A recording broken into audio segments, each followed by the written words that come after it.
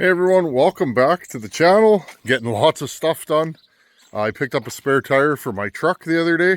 And yes, whoever commented, I need to put some Tyvek back on there. It's on the to-do list. Marty Rudder was asking about the smoke. I don't know if you guys can see it. It's real bad today.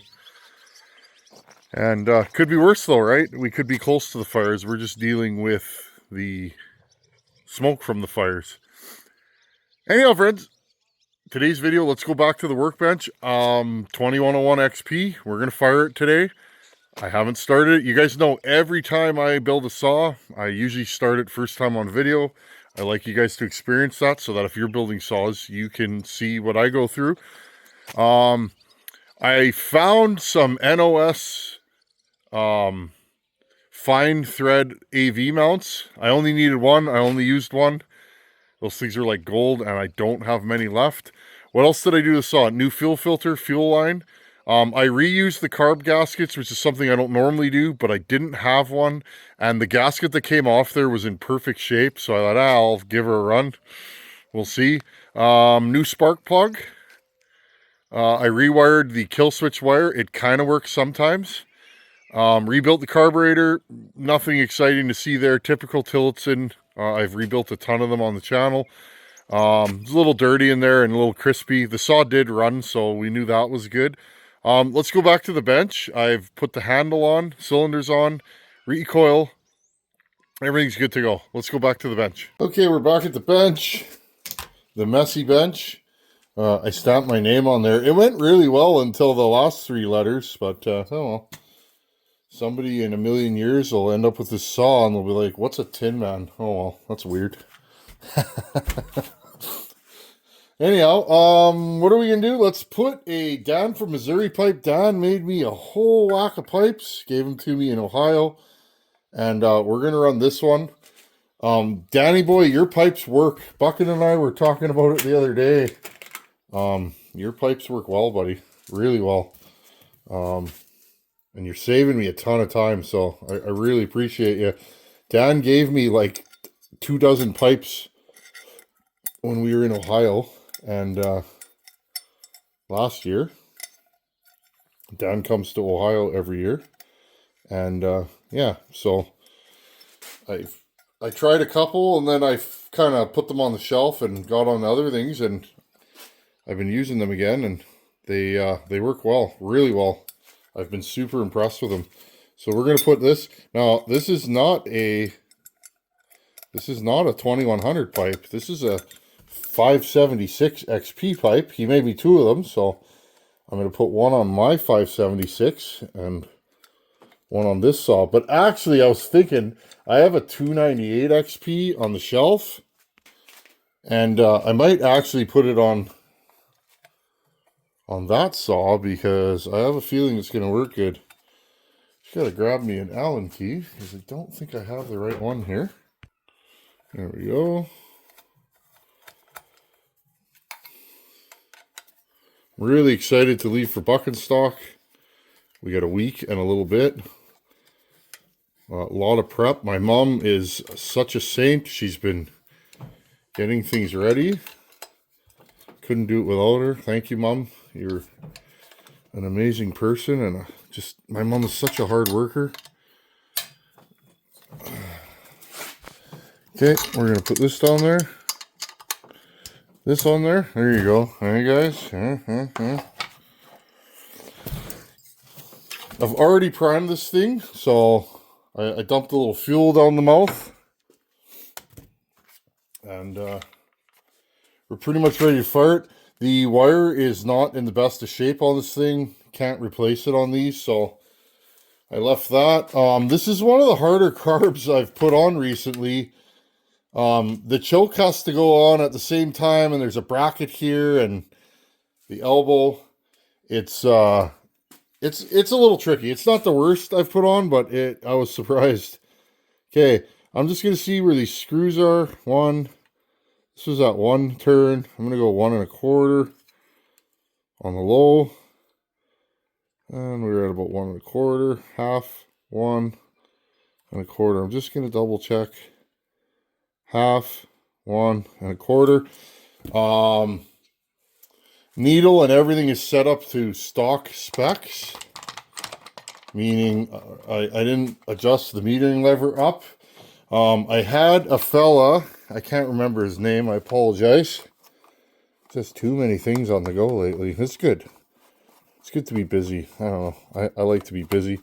I had a fella email me, I don't know, week and a half ago. By the time I got back to him, he already had the saw fixed. He had a saw that was running poorly. Oh, you know what I forgot, friends? The rubber that goes around the intake. Oh, well.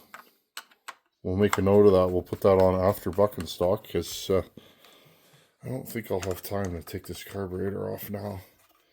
But yeah, he had a saw that it was running poorly, and it ended up, oh, and that's stripped. Well, there's another thing. This thing's not going to battle anytime soon, so. He had a saw that was running badly after he ported it, and he was, if I remember correctly, he was having a hard time starting it, and by the time I messaged him back, he already sent me another email. It was just buried under the rest of them, and it was the metering lever. I believe he had to put it just a hair higher, and remember that when you port a saw, you're changing it, hopefully for the better, but a stock carburetor is set up to run on a stock saw. So, I can't remember if I mentioned it in the last video. Timing on the saw, we're at about 100 on the exhaust, 101, 120 on the transfers, so they open up like 19, 20 degrees after. 162 on the intake. That's a lot of intake for this saw. Yeah, we're a bigger saw is going to take more intake, but remember, friends, okay, intake timing. I always say to go a couple degrees. 152 is usually a safe number, especially on a steel. 154, 156 on a Husky. That is the difference in case capacity. Also, you got to look at your stroke, friends. Short stroke saws won't idle as well with more intake, I find. Less is more with a short stroke saw. A long stroke saw like this thing, you can get away with a lot more. But so remember, we dropped the cylinder like this much, okay? So that's where my intake timing came from. I really didn't lower it at all when I was grinding. Now, we dropped the cylinder, which got rid of case capacity, right? We got rid of this much of the transfers realistically, right? Because when you lower the transfers, the upper transfers and lower transfers count as case capacity. And so what ends up happening is if you do a bunch of machine work and you lower the intake, you end up with more intake timing. And that's the difference in porting styles that you see often. Hey, you know what's funny, friends? I guess I should put a handle on this saw. That is so me. I'll keep flopping. I'm just going to grab the handle. Okay, so what was I saying? If you lower the cylinder by doing machine work, you are lowering case capacity, which means you'll have more squeeze. When the piston's going down, it'll squish it harder, but you have a smaller bottle. Okay, think of the bottom end as a bottle. You can only fill this bottle with 500 milliliters. That's all it'll hold. Well, when you lower the intake, you're opening the piston sooner, meaning you are drawing air for longer. But by opening the piston sooner, you are pulling less vacuum on the case.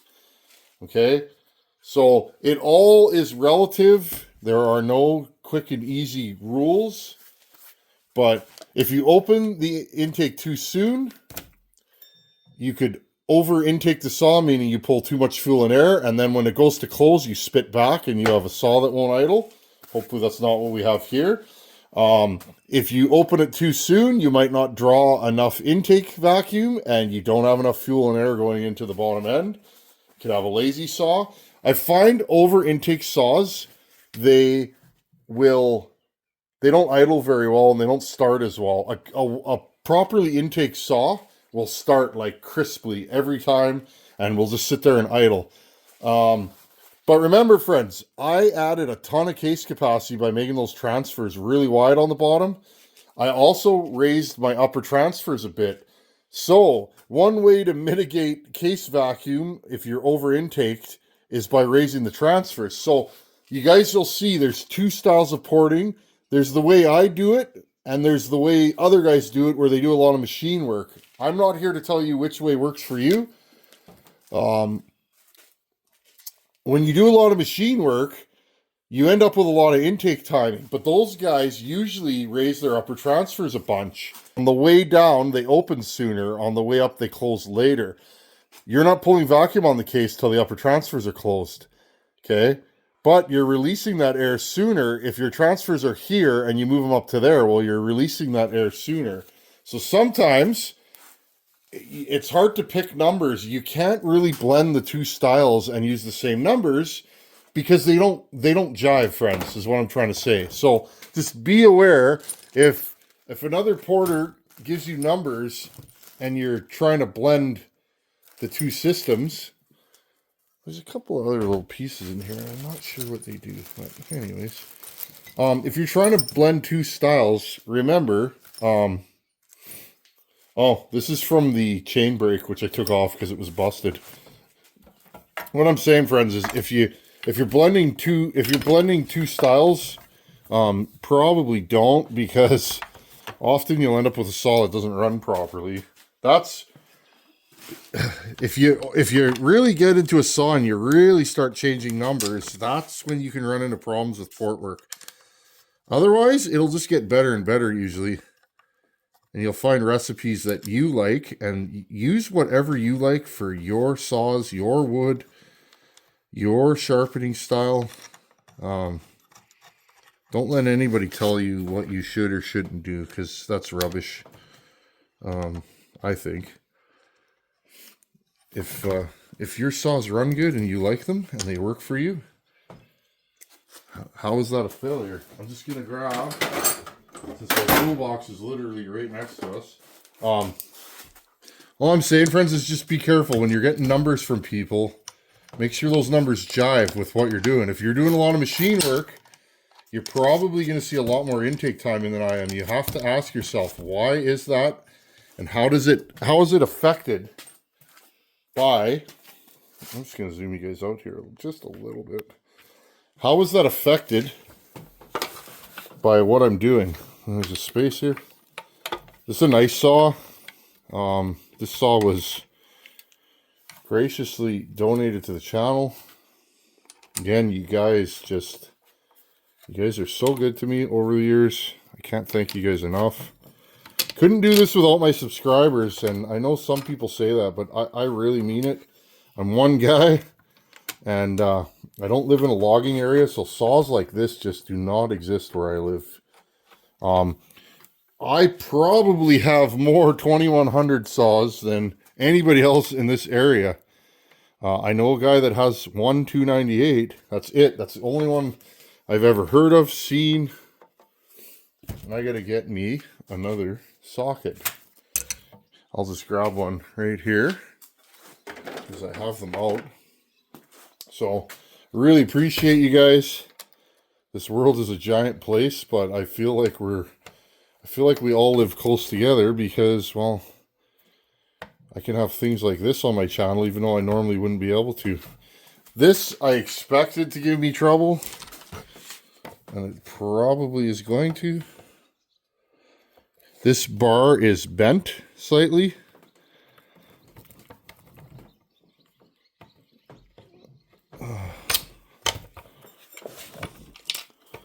See if I can get this in here without making anything too unhappy. There we go. I kind of want to bend this bar, but I don't, because if I kink it, then it's ruined. And I don't, it's not like I have any more, so it's not something that I'm really super interested in doing. I almost want to do one more saw before buck and stock, but I don't think I'm going to have time, friends. A week is not a lot of time in my world. I have that beautiful 181 that I've had for years that I got out of BC. Again, another subscriber was like, hey, I got a saw for you. And it was a 181. It was a saw that was rebuilt factory. I think it failed from the factory, and it was rebuilt under warranty, something like that, and it's never really been run, and it's beautiful. But I have that really nasty 288 Farmer Tech that I ported with an OEM cylinder, and it would be fun to have like all the biggest, baddest Huskies. I mean, I don't have a 120. No, what's it called? The big. See, I don't even know the number of that saw. The big one, 120. That's a Dolmar. I have one of those. Whatever the big Husky is. I don't even know the number of it tonight. I've never really had interest in those. Okay, there's that. You gotta be really careful with these, friends, these old saws. You usually find that a lot of the fasteners are stripped. This one's not too bad. Okay. So the only thing that's left, I may put a new cap on this. Let's put some fuel in it. Hope there's not a bunch of oil in here. I'm not gonna put too much fuel in this saw. I don't want a bunch of leaky saws in the back of my truck when I go to bucket stock. I was gonna bring my Dolmar with that pipe, but that thing leaks oil real bad. Okay. I think I can upgrade these caps, I think. Okay. Yeah, that Dolmar, friends, that I was running, a month or so ago on video. My 7300. I'm trying to get a 7900. I know a guy that has one that's blown up. I really want it. You know who you are. Have to try and do that deal after bucket stock, but yeah, my Dolmar leaks oil. Oh my god, friends. I built an absolute torque monster. This thing's going to be very hard to start. I did that on purpose this time. I wanted to do something a little different. I typically don't build high compression saws because that's just, I like a saw that can be easily started, but in this case, I knew what I was doing and it's my own fault. That pipe fits on there real nice, Danny. Real nice. Only thing I maybe would do, in a buck you might hit it, but I mean, I could literally cut it here and just roll it back like a few degrees and this pipe would end up over here. But other than that, she's perfect. You just saved me a ton of work, Danny boy. You're a good man. Okay, friends, I'm gonna get my ears on. Let's go stand in front of the 7.3 and let's try and start this thing. Okay, here we go. I got my tuning screwdriver. I'm going to start this thing with no choke. Kill switch is off, which is on this saw. Okay, friends. Okay, we're going to give her some choke. I'm going to put the fast idle on. It's a good sign.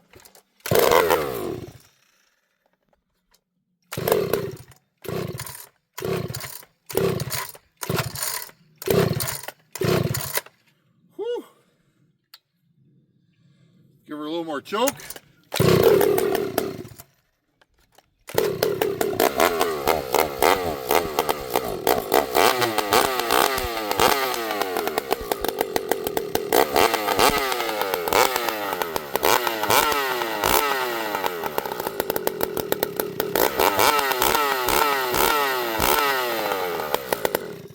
Okay, friends, right there. My low jet is probably a little too far out, so I'll put it at 1. Ready? Should idle now.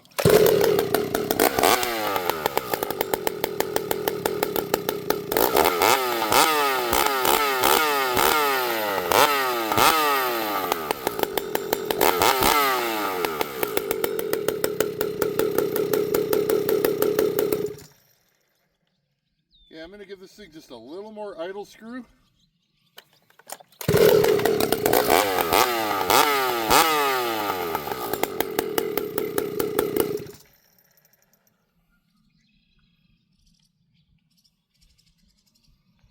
Okay, one more time.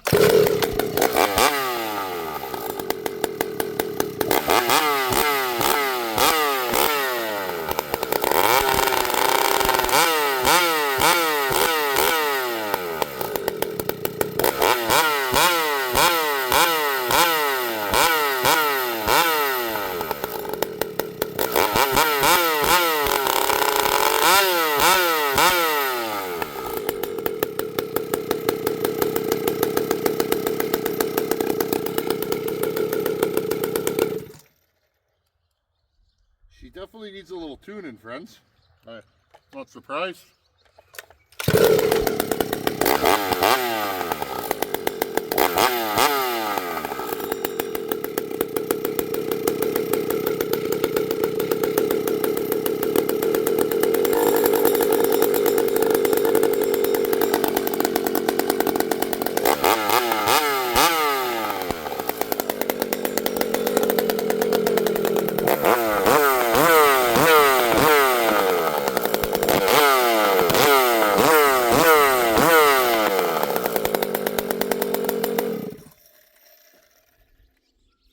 I'm happy. Kill switch works. Restart.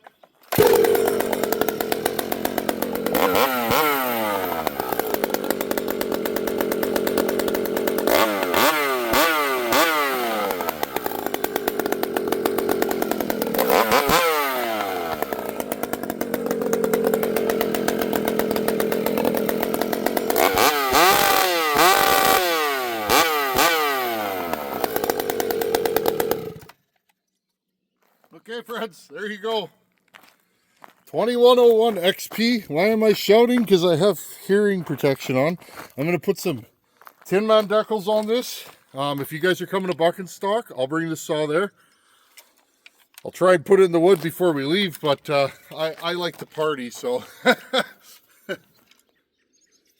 This thing runs excellent. I'm really happy, even with the intake timing the way it is, the saw runs very, very nicely. So, and she's heavy. There you go, friends. 100 on the exhaust, 120 on the transfers, 162 on the intake. Big transfers, light piston, 394 piston in here. Nothing else super exotic about it. It's just going to be a good old-fashioned work saw. Thanks for watching. Take her easy. I'll see you guys in a couple days. Later.